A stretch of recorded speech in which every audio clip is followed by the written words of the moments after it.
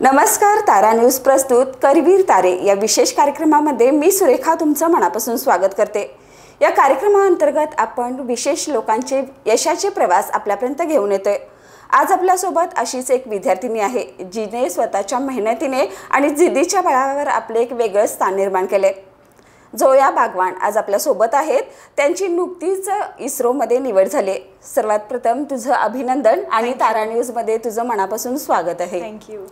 तुझी इस्रोमध्ये निवड झाली ही एक खूप मोठी गोष्ट आहे आणि अभिमानाची गोष्ट आहे। तर या प्रवासाबद्दल तुझ्या काय सांगशील?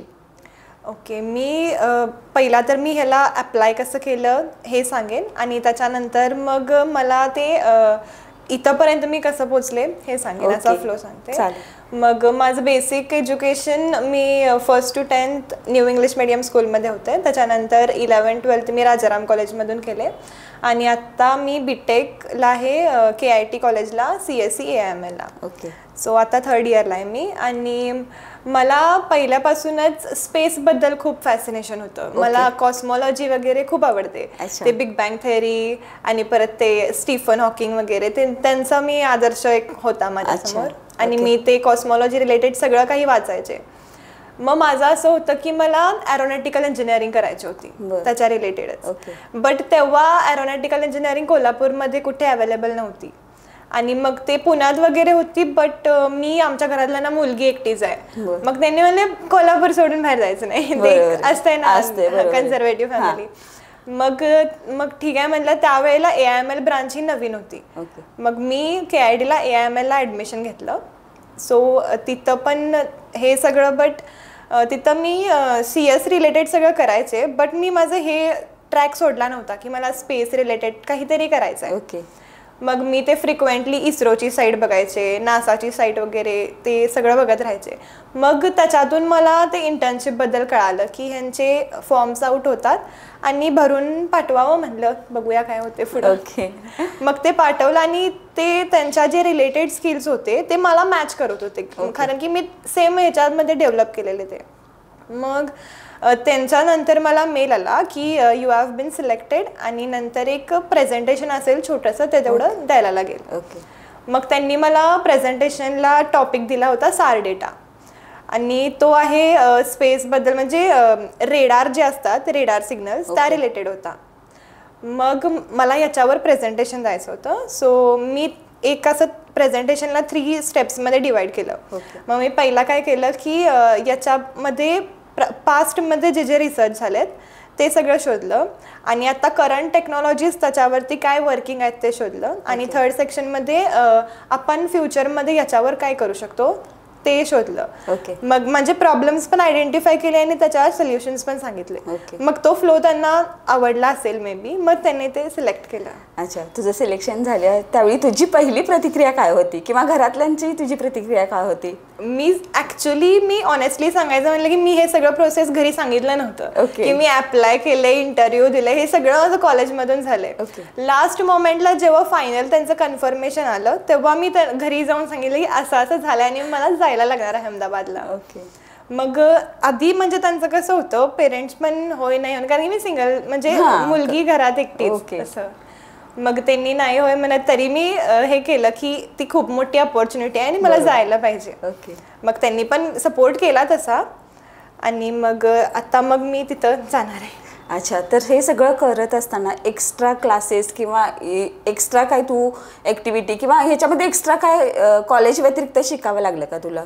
असं म्हणजे एक्स्ट्रा असं काही शिकावं लागलं नाही आणि मोटिवेशनची पण मला कधी गरज लागली नाही कारण की मला ते आवडच आहे। आणि इलॉन मस्कचं एक कोट आहे, if you need motivation then don't do it, असं आहे। मग मोटिवेशनची कधीच गरज लागली नाही मला आणि त्यांचे साईट्स वगैरे मी असं खूप त्यांच्याबद्दल रीड वगैरे करायचे। सो असं एक्स्ट्रा काही मी केलेलं नाही। अच्छा, तर हे सगळं करत असताना तुला आता तू घरी सांगितलं नव्हतं असं बोलतीस, तर कॉलेजमध्ये कोणाची साथ मिळाली तुला? कॉलेजमध्ये ऍक्च्युली जे माझं सर्कल आहे ते खूप सपोर्टिव्ह आहे। अच्छा, आणि माझं जे सर्कल आहे ते 1st to 10th आम्ही एकाच स्कूलमध्ये होतो, कॉलेजमध्ये एकाच, आता डिग्रीला पण एकत्रच आहे सगळी। अच्छा, मग तोच सर्कल आहे। मग त्यांनी मला ऍक्च्युली बघितले की मी कसं डेव्हलप होत गेले। So they are very support. त्यांनी मला कधी नाही म्हणत नाहीत कोणत्या गोष्टीला. ओके, बरं. तू कर हेच. अच्छा, तू आता प्रशिक्षणार्थी म्हणून तुझं 1 वर्षाचं ट्रेनिंग आहे, तर तिथं नेमकं काय असणार आहे याची तुला काय कल्पना आहे का? ॲक्च्युली ट्रेनिंग हे 10 वीक्सचं आहे, 10 वीक्सचं आहे. तिथं त्यांनी ॲक्च्युली मला सांगितलेलं नाही आहे असं, कारण की ते डेटा कॉन्फिडेन्शियल आहे. मग त्यांनी म्हणलं की तुम्ही तिथं या, मग आम्ही तुम्हाला प्रोजेक्टबद्दल वगैरे सगळं सांगतो. अच्छा, तर एकंदरीत तुझा हा प्रवास खूप चांगला आहे. तर हे सगळं करत असताना तुला कोणत्या अडचणी वगैरे आल्या होत्या का?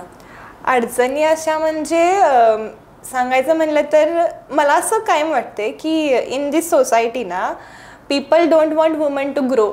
बरोबर, हे आहे असं खरं. आपण माप म्हणतोय की मुली पुढे जायला पाहिजेत, खरं नाही, एवढं चेंज झालेलंच नाही अजून. ओके. मग मी इथपर्यंत यायला मी काय काय फेस केलं हे मला माहित आहे. ओके. ॲज बिंग मुलगी, ॲज बिंग गर्ल. सो त्याच्यामध्ये सोसायटल बॅरियर्स खूप पडतात मुलींना, हे एक होतं. आणि नंतर सपोर्ट एक म्हणजे माझ्या घरातल्यांचा खूप सपोर्ट आहे, बट सपोर्ट असं म्हणजे सांगायचं म्हणलं तर फ्रेंड्सचा पण आहे. बट एका कंडिशनला असं कधी कधी वाटायचं की कमी पडतंय, काहीतरी कमी पडतंय. मग तेव्हा जे मला सगळ्यात जास्त हेल्प केले दॅट इज देवाकडं मी जायचे. खूप मी प्रेयर्स वगैरे खूप मानते सगळ्यांना. अच्छा. मग काही पण मला अडचण आली की मी देवापुढे जाऊन बसतोय की म्हणजे आतापर्यंत हा तुझा विश्वास इथपर्यंत तुला घेऊन आला म्हटलं तरी काय हरकत नाही. तर आता एवढं सगळं तू केलेस, आता तुझं निवड झाली, एक 10 महिन्यासाठी तू जाणारही आहेस. तिथून पुढं तुझं ध्येय काय असणार आहे? आता मला माझं एक ध्येय असं आहे की मला माझ्या देशासाठी काहीतरी करायचं आहे, मग ते कोणत्या पण फील्डमध्ये असू दे. मी ही फील्ड निवडली कारण माझी आवड आहे याच्यात.